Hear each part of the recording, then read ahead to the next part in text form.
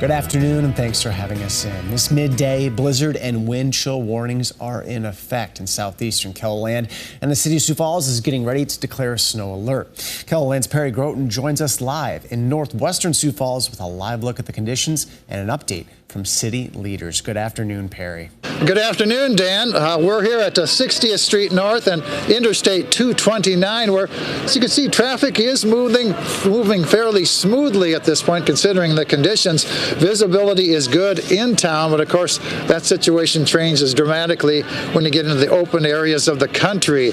Now, and by the way, did I mention it's really cold outside? We attended a news conference by the city this morning, and Mayor Paul Tenhaken announced that he expects that the city will be issuing a snow alert at some point this afternoon.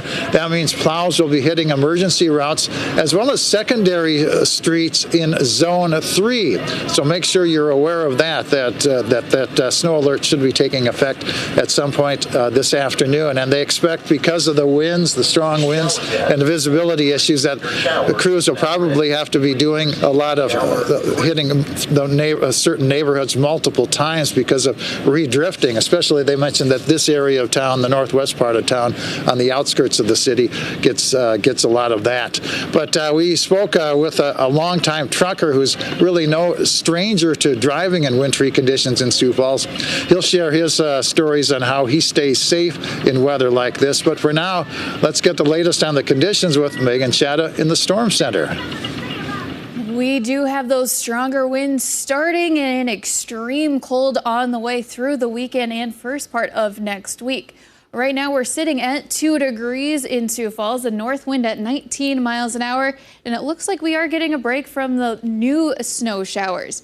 Right now, 1 below in Yankton, 2 below in Watertown, 6 below in Mobridge, and sitting at 0 in Custer. And we have a strong north wind right now, and that will start picking up as we head into tonight and through the day tomorrow, which means we already have some wind chill values in the minus teens, minus 20s, even reaching a few minus 30s out there. We do have a wind chill warning for everyone in KELOLAND in that pink for those wind chills as cold as minus 50. This is posted through Tuesday. Frostbite is possible in under 10 minutes on exposed skin.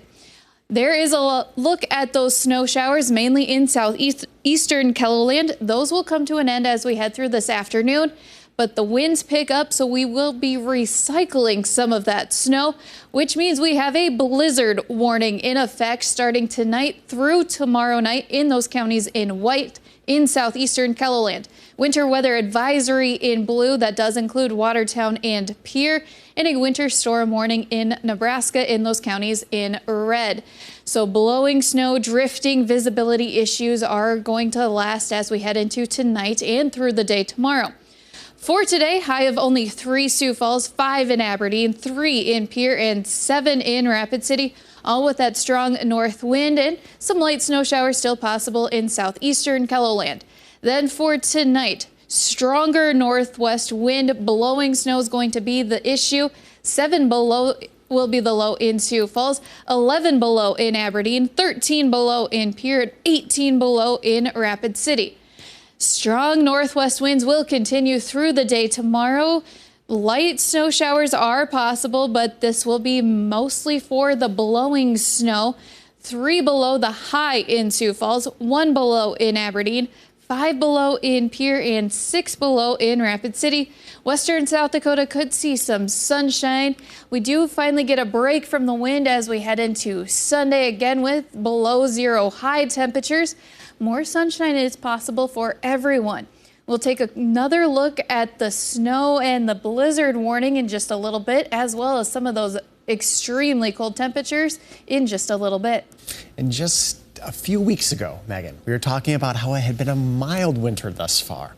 Well, these recent weather conditions and warnings are causing some schools to cancel classes. You can see a full list of closings and delays on KELOLAND.com and scrolling at the bottom of your screen. Meanwhile, you can keep track of our changing weather conditions by downloading our handy KELOLAND Storm Tracker app. You can find live Doppler radar, get views of conditions across the state with our great live cam network. And if you capture something out there that you want other people to see, you can send a photo or a video to ushare@keloland.com. You can also tag us on social media.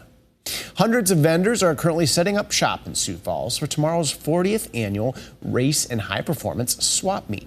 The event is inside the Expo building at WH Fairgrounds and will feature more than 350 booths with items ranging from car parts to toys. Organizers say the weather won't slow them down. We haven't really had too many cancellations, and I've been able to pick up some guys that have called that still wanted spots. So, you know, we'll see what we end up with. I'm sure but we're going to lose some more before it's over and stuff like that. So we'll just, you know, hope for the best. The Race and High Performance Swap Meet runs from 8 to 3 tomorrow inside the Expo building, and admission is $8. In international developments, tensions are rising in the Middle East after the U.S., Great Britain, and other allies responded in force to a wave of attacks on international commercial ships. Willie Inman reports from Washington. U.S. and British fighter jets took off overnight, part of an air and sea assault on Iran-backed Houthi rebels in Yemen. The U.S. military says more than 60 targets were hit at 16 different locations, a coordinated response to dozens of recent attacks on commercial ships in the Red Sea. We targeted specific facilities and capabilities intended to degrade and disrupt the Houthis' ability to conduct the kinds of attacks that we've been seeing. And so we're still conducting the battle damage assessment. Initial indications are that we had good effects. This is not part of the Israel-Hamas conflict. With Houthi leaders already promising to keep attacking ships, President Biden says the U.S. will not hesitate to strike again if necessary. The Pentagon says there have been 27 attacks against international commercial shipping since November 19th, despite multiple warnings to stop. And we said very loud and clear there would be consequences, and last night there were. Houthi leaders say they have been targeting commercial ships to support Palestinians during the Israel-Hamas war. Willie James Inman, CBS News, the White House.